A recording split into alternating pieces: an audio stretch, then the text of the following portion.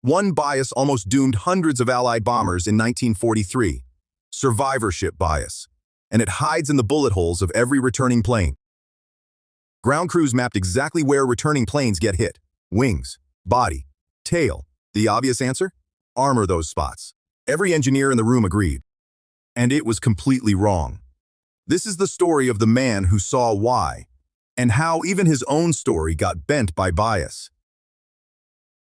Flying a bomber over Europe was one of the deadliest jobs of the entire war.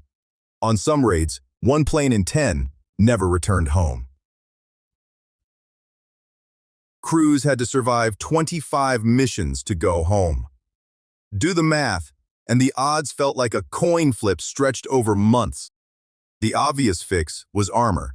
But steel is heavy, and every extra plate costs speed, altitude, and precious fuel the crews needed to make it home. So the military did something modern. It collected data, thousands of returning aircraft, every bullet hole logged, section by section. And a pattern emerged. Holes peppered the wings and the fuselage. But the engines came back, almost untouched, as if the flak politely avoided them. Reinforce where the holes cluster. That was the plan taking shape on the table. It feels like pure logic. Just let the data speak. Meanwhile, in an apartment building near Columbia University, the war was being fought with pencils. The statistical research group mathematicians turned into weapons. Among them, a quiet Romanian-born refugee named Abraham Wald.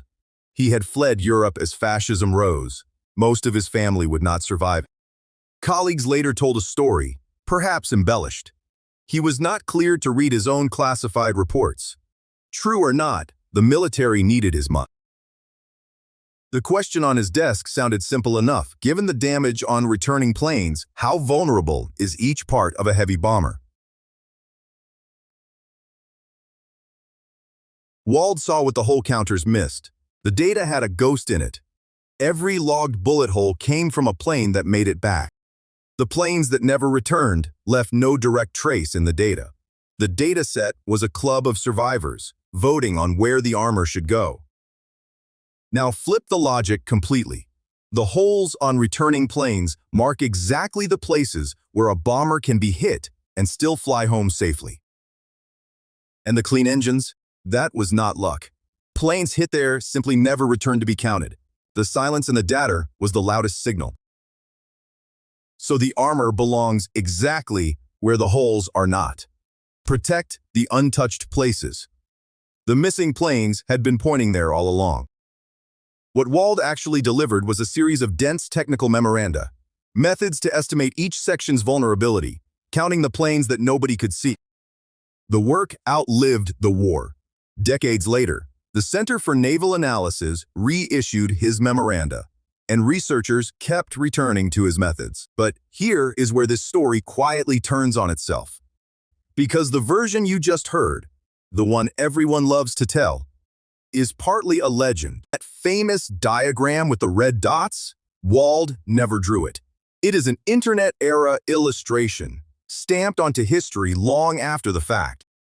The tale grew through memoirs, papers, and countless retellings, each keeping the sharpest details and dropping the dull ones. Only the best version survived. A fitting irony. The story of survivorship bias looks shaped by survivorship bias. We kept the legend that flew home, not the drafts. You meet this bias everywhere. Study successful founders for their secrets, and you're reading bullet holes on planes that made it back.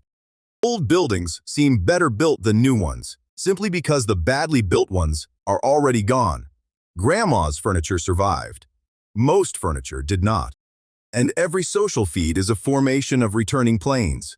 You see the highlight reels that survived editing, never the footage that went down. In 1950, Abraham Wald boarded a flight to lecture in India. The plane crashed in the Nilgiri Hills. He and his wife were killed. The man who counted missing planes became one himself. His method outlived the legend. Ask what never came home.